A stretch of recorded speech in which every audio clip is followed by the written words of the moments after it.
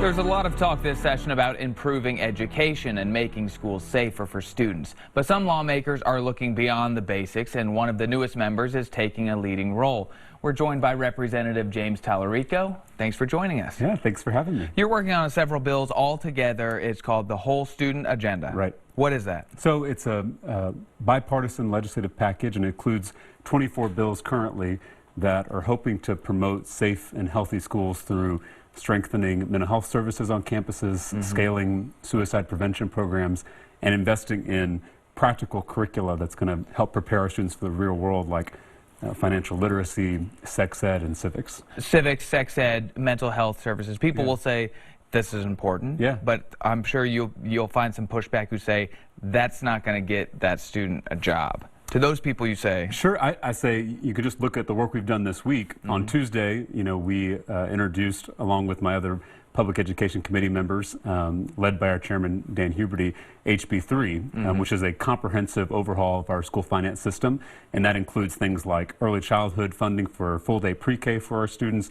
It includes, career and education that moves all the way down to 6th grade. And so these are things that, are going to help prepare our students for the workforce.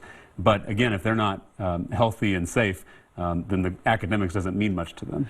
How much time do you think that will some of this stuff take out of the day? Because you've been a teacher for years. Sure. Teachers tell me there isn't enough time to teach what they're required to do already. So. Yeah, I would kind of flip that question and ask how much time in the day is currently being wasted because students are either off task or feeling like they're not ready to learn when they enter into the classroom.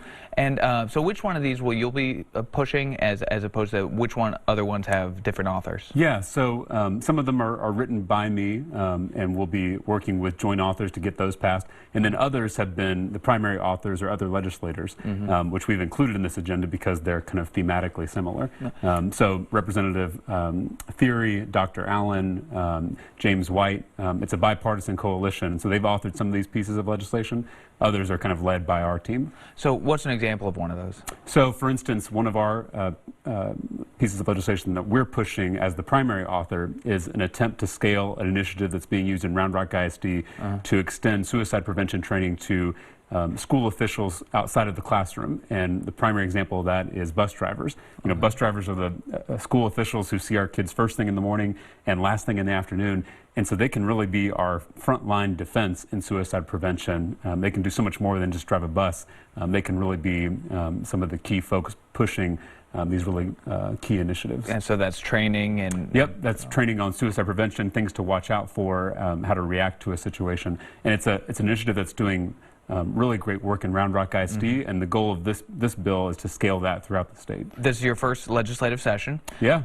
This is, it's not very often a freshman takes on, to lead a 24 bill kind of agenda. Sure. What kind of encouragement have you got from the leadership in this? Yeah, Speaker Bonin, who is obviously belongs to a different party than I do, has been tremendously encouraging to me.